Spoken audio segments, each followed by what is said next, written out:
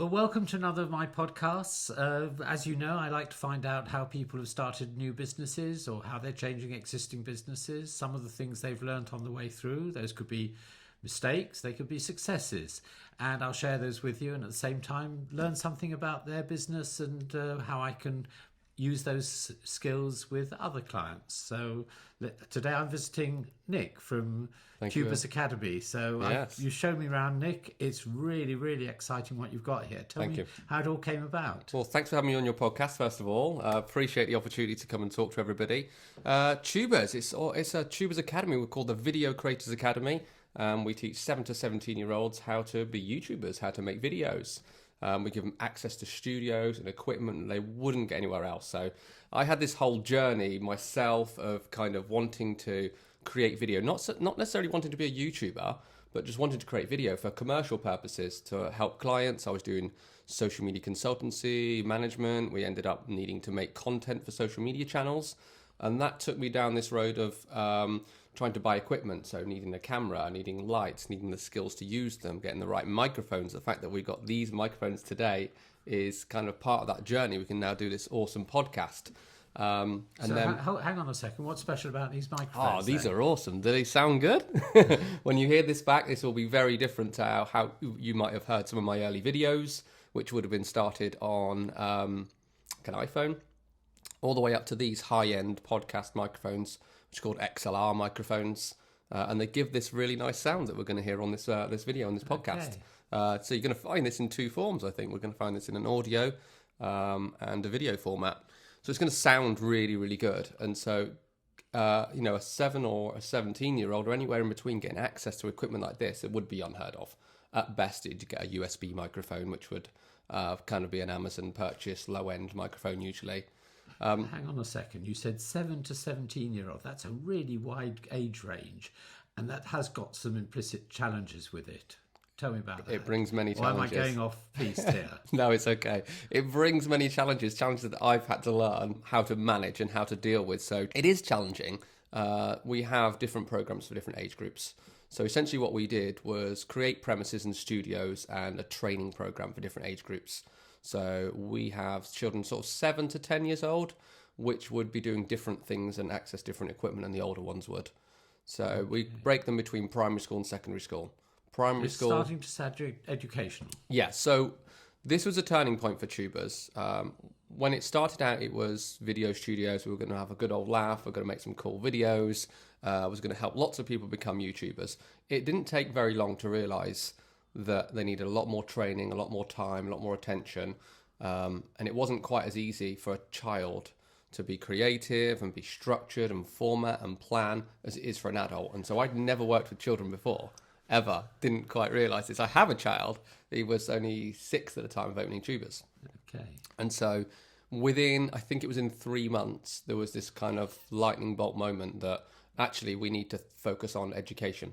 And so we kind of flipped a little bit and decided that we're going to be an alternative education provider. We're going to focus on hardcore media skills that are actually going to be transferable skills that young people would not be getting at school, would not be getting at college. Access to equipment that they wouldn't get anywhere else. But these skills would not just be purely focused on making YouTube videos and having fun. That actually, I kind of noticed that they were never going to be able to do this until they kind of either accumulated enough money to buy this equipment or been on this kind of self-transformation journey, this let's start at the beginning and work our way through, which is what I did, which takes a long time. Yeah. So if we could speed that process up, if we could help them out, but give them skills that they could take into the workplace, this is a win-win situation. So we've got a good business model. We worked out, we can talk more about the business model in a second. But for me, it was about, we're going to focus on an educational path versus just a fun kind of club hangout place. Because ultimately, be honest, if you just went down the fun kind of hangout, let's make lots of YouTube videos, the truth of it is the staff would be making all the videos for the children. They would have just been having fun, creating videos, and they wouldn't have the skills that they needed to create good quality videos to put out. They can do that on their iPhone. They can do that on their iPhone. So we wanted a much higher level of content going out. We wanted children to have much greater skills. And I know from experience how hard those skills are to get. I just Bought a piece of equipment, watched a YouTube video, bought a piece of equipment, watched a YouTube video, practice, and that's quite hard on your own.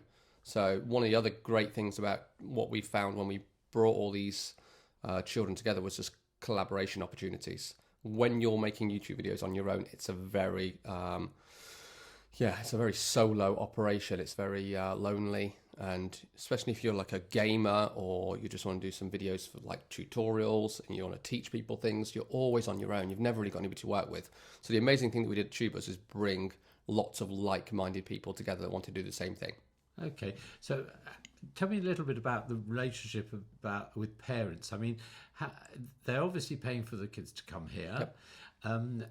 Is that because they think this is more of just another bit of IT, or do they see some value in it? Do the parents see value in it? How does that differentiate the view the parent has from the view the child has? It wasn't an easy thing to explain at the beginning. It wasn't easy. So I'm not 100% sure that the parents knew what they were getting at the first. I think the children knew straight away. But once we can get people into the building and show them what we actually do, the parents really, really see the value in it. Okay. So they see huge value in the confidence of the children. I've had some amazing stories, and I could reel a whole load of them off, but sitting there with parents, listening to their children laughing and joking in the studios. Come on, everybody would say that. So give us one. Tell me one of the stories. You're not going to name names, but okay.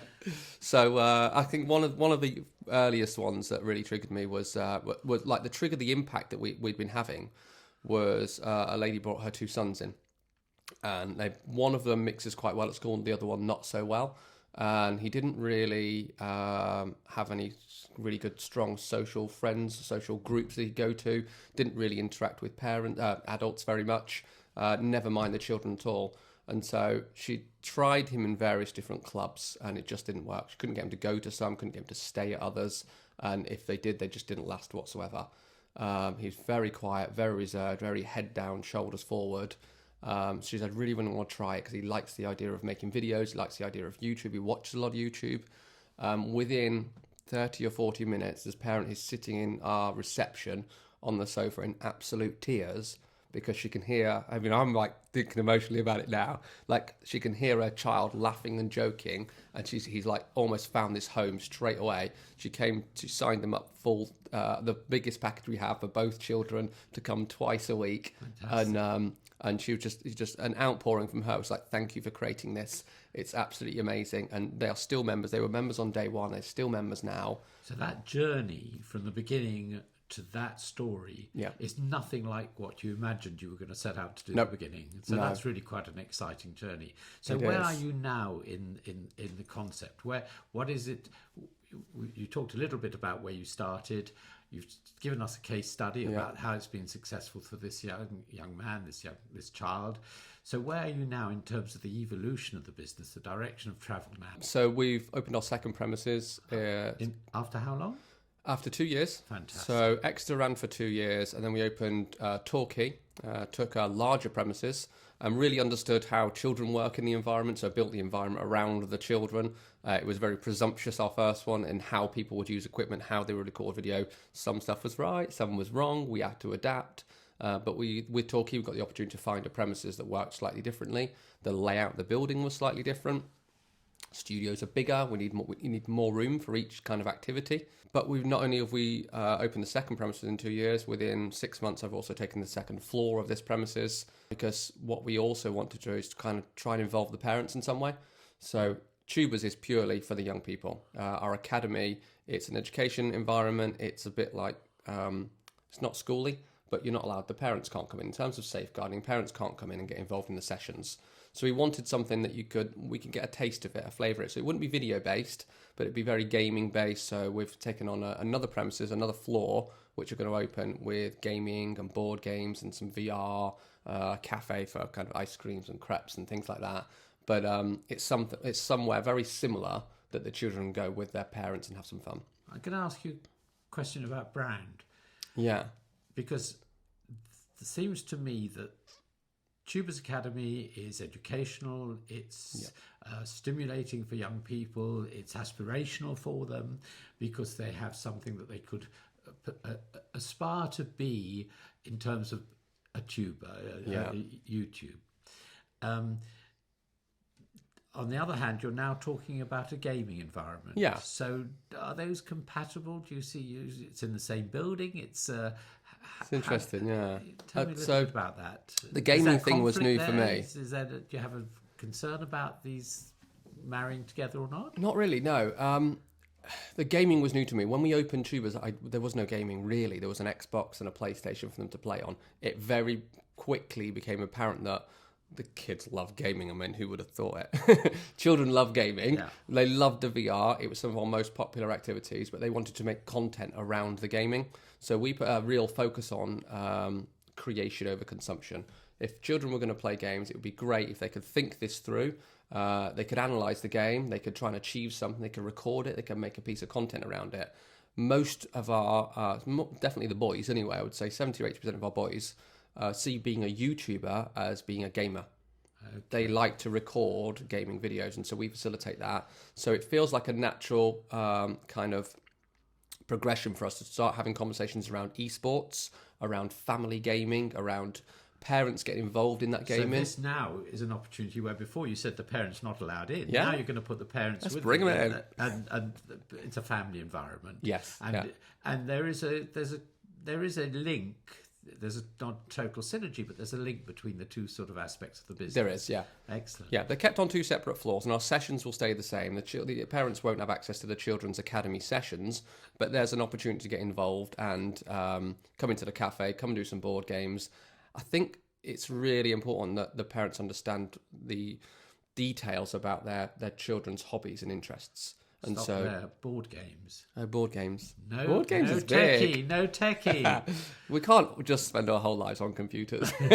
So I think board games is a great family activity. You sit down, do it with my son. He loves board games. He's also a YouTuber. And so I think it's a good mix. I think it's going to be quite cool. You can sit at the table, play a board game, have a milkshake, and then wander off and do some Xbox and a bit of VR. Fantastic. I think it'd be brilliant. Fantastic. This is typical of what I want from these podcasts. This is about how a business grows, the evolution of the business, the mistakes that one makes on the way through, but it doesn't matter. You can actually learn from those, grow your business and be successful. So we'll continue with Nick a little later.